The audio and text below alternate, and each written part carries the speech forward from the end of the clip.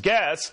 Let's go to Fox Business Network's Jerry Willis, GOP strategist Mark Serrano, and Democratic strategist Fatima O'Mara. All right, so let's get sort of the landscape here from you, Jerry. I mean, they seem to be thinking big, that they're back on. That should alleviate some of the concerns that some have had.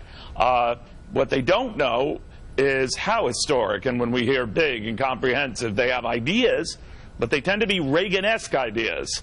Those are pretty high watermarks.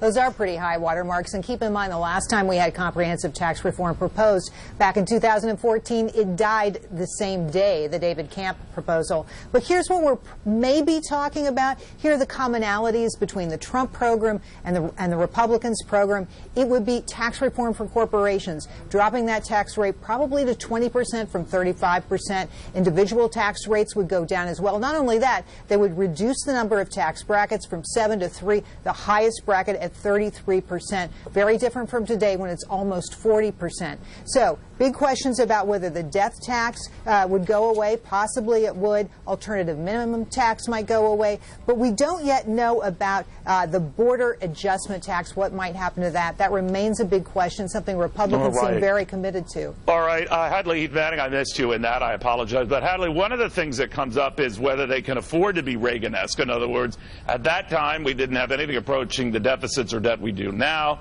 But the thinking seems to be that they're going to roll the dice here, in that it might not be necessarily the kind of thing paid for up front. What do you make of that?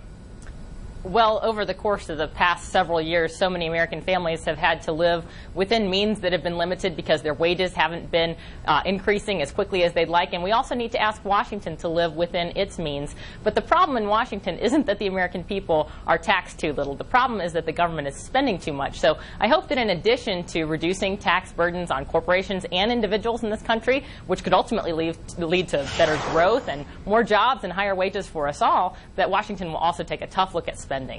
You know, Fatima, when we look at this here, the idea is people have to see it in their paychecks and to act on it, and that for them to see it in their paychecks, it has to be meaningfully enough that they will go out and buy or save or whatever. What do you think of that? I do agree, and that's generally the ethos of sort of the Democrats when they think of tax cuts in general. It's usually middle-class tax cuts. It's what Obama did with the Make Work Pay tax cut program. They gave tax credit to single workers as well as families, a few $100s back, what kind of was beneficial in the 90s. I definitely think that small business tax cuts should also be in mind. That's something that Democrats have championed. So by that, do you mean you think Democrats will go along with this, or this will be divided along party lines? Well, it depends on sort of Trump's proposal, right? Like all of the proposals I've seen have been primarily around big corporations and tax cuts there, and that's very Reagan-esque, to your point. So if it's going to be focused on that, well, that's not something that they're in favor of. But if it's going to be a broader tax cut that, you know, lower bases in the U.S. Small businesses, working class families can benefit from, there's probably a lot more room for conversation, absolutely. All right, guys, I want to thank you all again to bring you up.